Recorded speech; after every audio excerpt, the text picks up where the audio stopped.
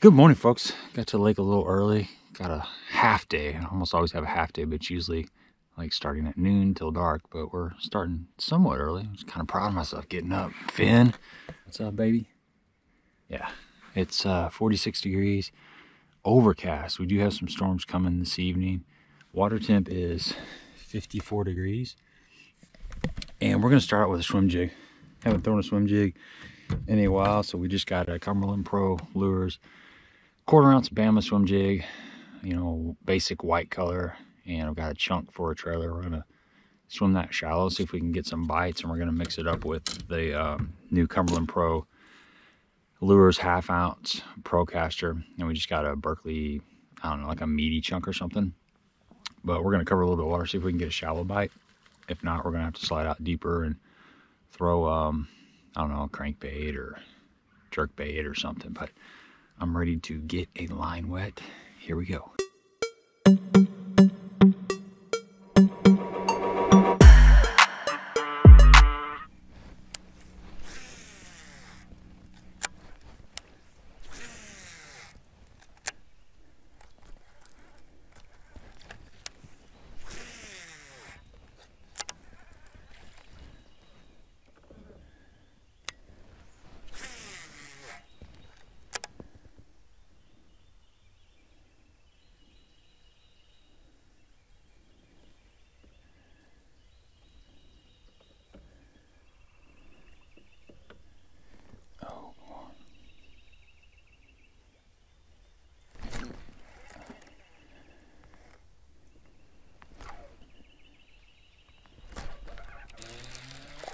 There we go. Swim jig.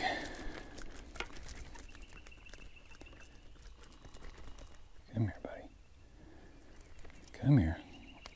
I had to change it up. I took that chunk off there and put a little swim bait on there.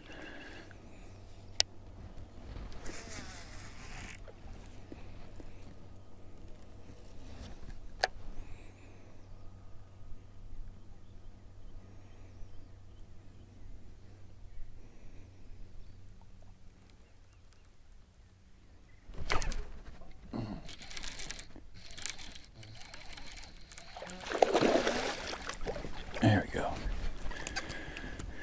Little burrito fish. Nice. Watching these bass messing with these shad, and get ready to put on a little minnow. I've been fishing shallow for a while. Had a few bites, but we just pulled out here a little bit deeper. And there's a lot of bait out deep, so we're gonna play around with that for a little bit.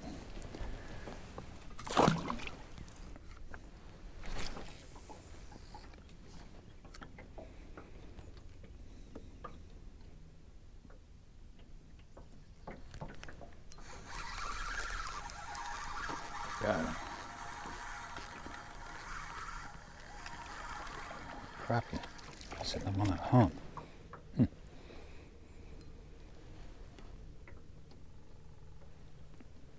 It's weird. Those are bass.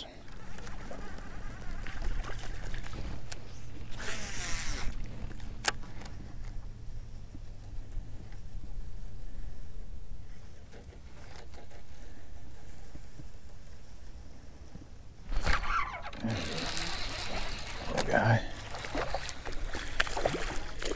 Saw that bite. Caught us one fin. Little swim jig.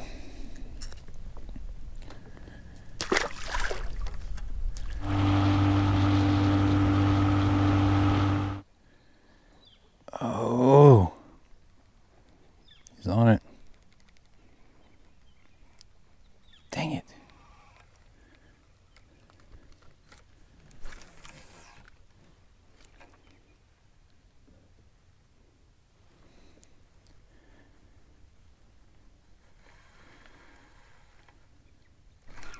There he is. Damn it.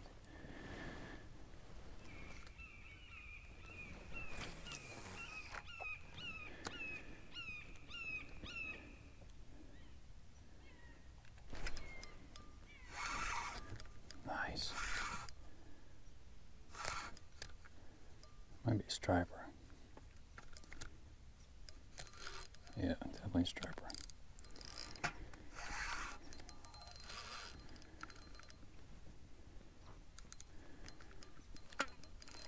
decent striper.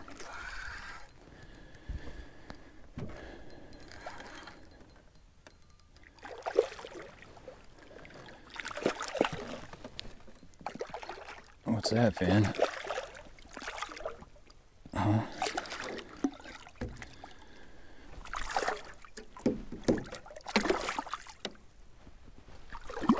There we go.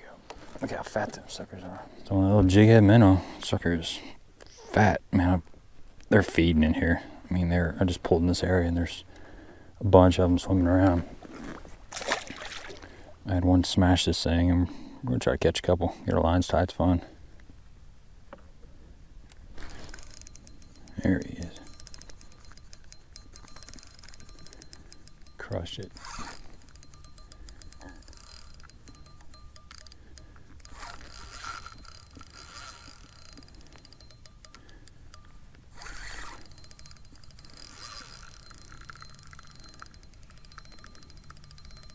There he is on the live scope. There's two down there with him, 3 down there with him. Got them all underneath the boat.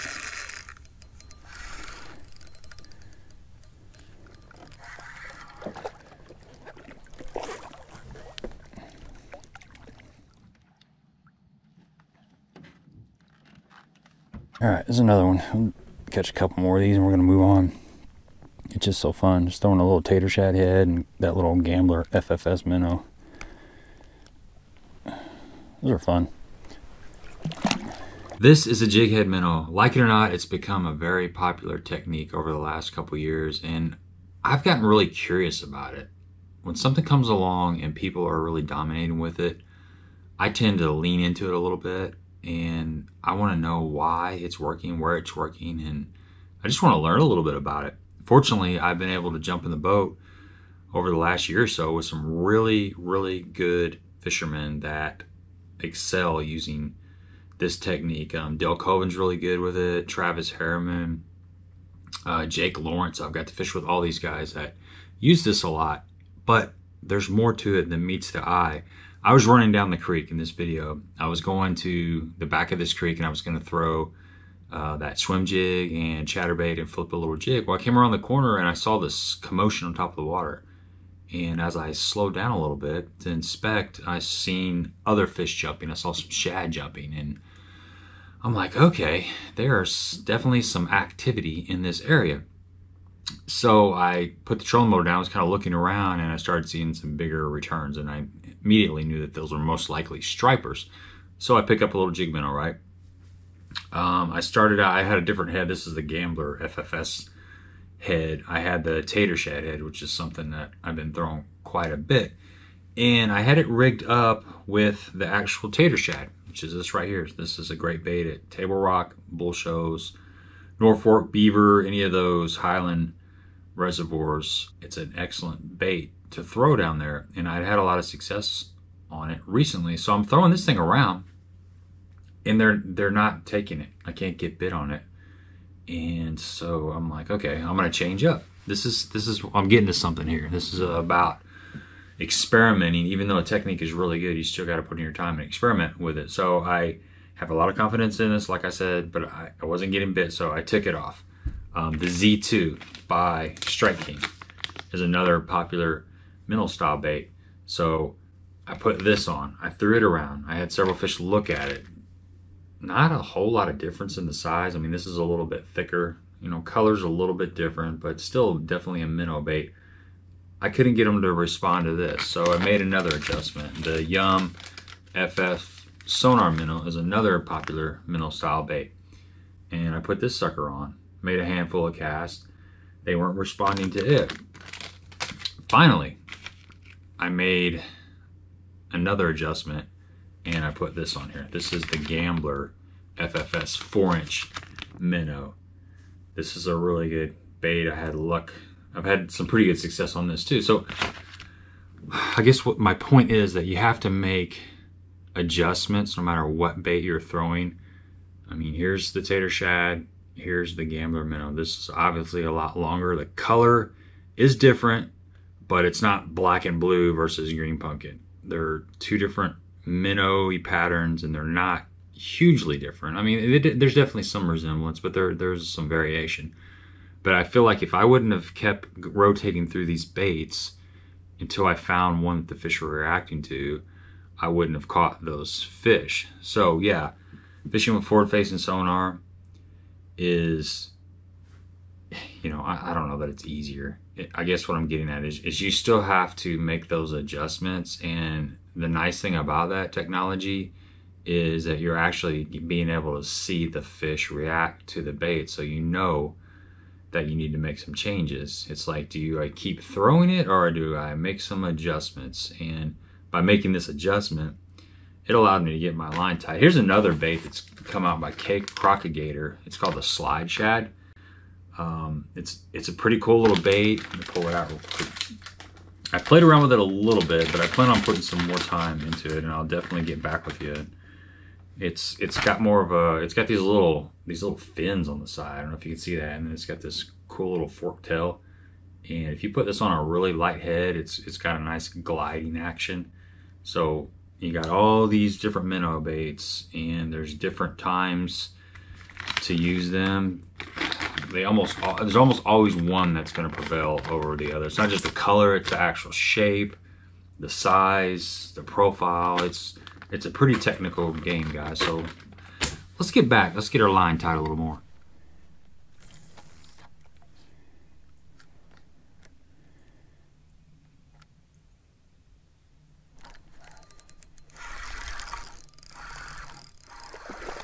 Largemouth. Got some largemouth mixed in here. Nice. Decent fish. On that old gambler minnow. There's all kinds of stuff going on out here. It's fun, man.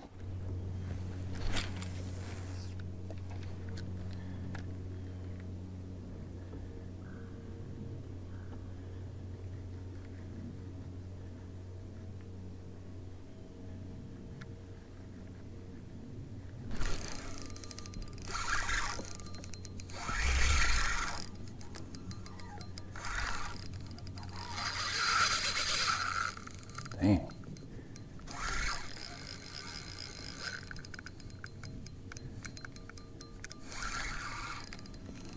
It's fun. I'm gonna catch one more after this and we're done. Back to bass fishing. I think pulling the boat around. About the same size. These are all about, I don't know, 7 pounds, something like that. No, that one's a little bit bigger actually. That one's a little bit bigger. It's still fun though. It is fun, man, getting your line tight. They don't give up usually. Open your mouth. Yeah, that one's more like 10. Yeah, he's pretty heavy. Pretty good fish, guys. Solid.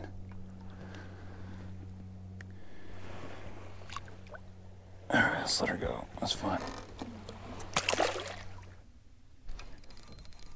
There we go. There we go. Tell you what, this spinning rod is awesome. All right, another one on the minnow, but we're gonna have to get back to bass fishing. It's fun. I mean, I guess it is bass. It's just striped bass. I'm talking about a large mouse. It's just, it's fun, man. They fight hard. They're pretty finicky though, man. It's like, I've had so many of them run up to it and swim away. And they're moving around so fast. It's actually good practice, good casting practice. There he is. Not the bass. Yeah, it's a largemouth. So largemouth are sitting up here on these points. Largemouth are sitting higher up on these points. There we go.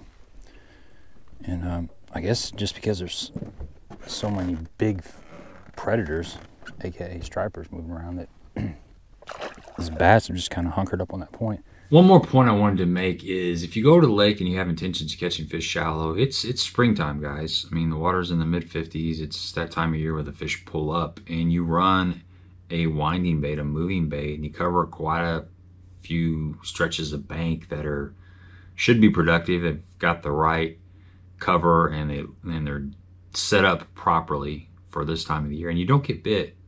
The fish have they've probably moved out a little bit deeper. They're probably set up a little bit deeper. So instead of being hard-headed and continuing to run that pattern, you need to slide back out. And this is obvious stuff, but these are things that you have to keep reminding yourself, because sometimes you just want to throw a swim jig or a chatterbait, and you can spend 3, 4, 5 hours and it's not working. So you got to make those type of adjustments.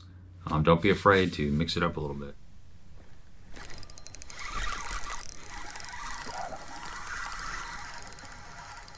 That's a large mouth. You can see them up there on that point. They're staging.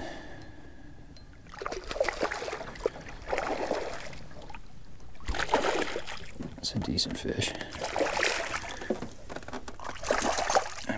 Sitting right up on that point. It's interesting, you know, we got sidetracked, folks, but at least we're back to catching largemouth. Could not pass up opportunity to catch some nice stripers, but the stripers are all kind of behind us, most of them, and then just kind of looking at this point up here, and I saw some movement, and like I said, it's largemouth, and they're just hanging up on that point. So that's fun. That is fun. I love catching them on finesse stuff. So we just got 8-pound test fluorocarbon tied to 15-pound braid. And this is the Virtus Jewel Red Diamond finesse spinning rod, 7-foot, medium fast. And really digging this rod. I got a couple of these and a Sahara 2500C.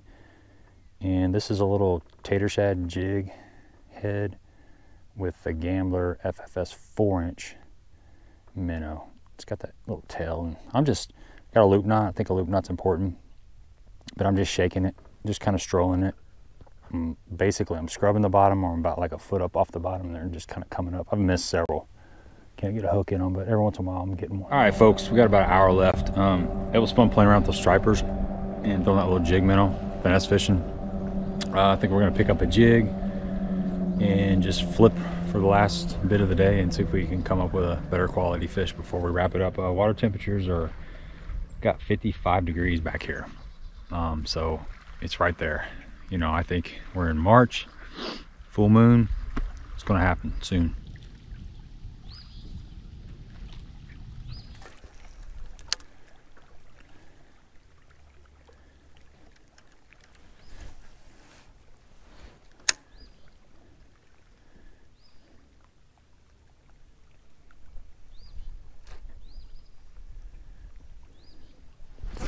There he is. Get in a boat. Look how pretty that fish is. Just pop that little jig off that lay down. Nice.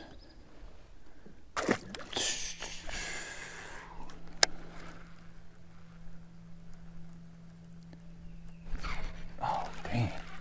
Another bite. Got something going on right here.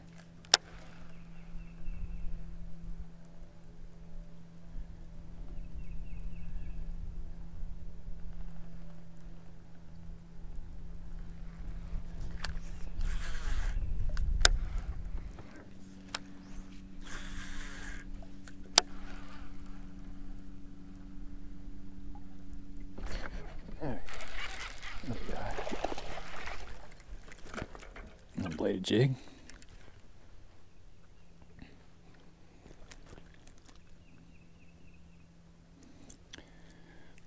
Tell you these jig works. It's been a good one.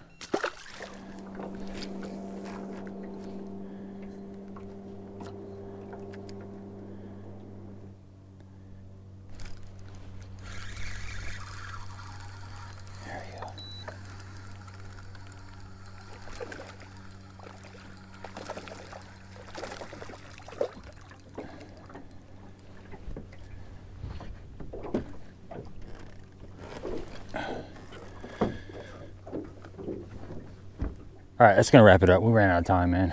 It went by quick. We spent a lot of time playing around with those stripers, and when they're biting, you got to get on it because it is a blast. The little jig minnow, chatterbait, the 1/2 ounce Procaster by Cumberland Pro Lures, and the little Bama swim jig. We got bites on a little bit of everything, and we really mixed it up. So give me a thumbs up if you appreciate the content.